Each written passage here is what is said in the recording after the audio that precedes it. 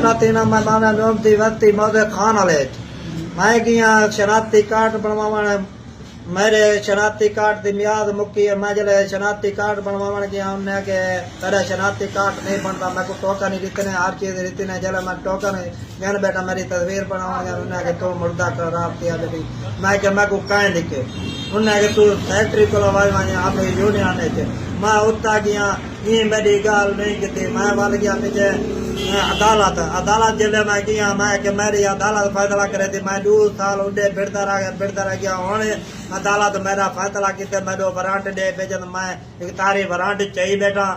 ते मेरे जा पुलिस वाले मेरे ये जा वो मेरे नाले इमदाद करे थे बाकी ये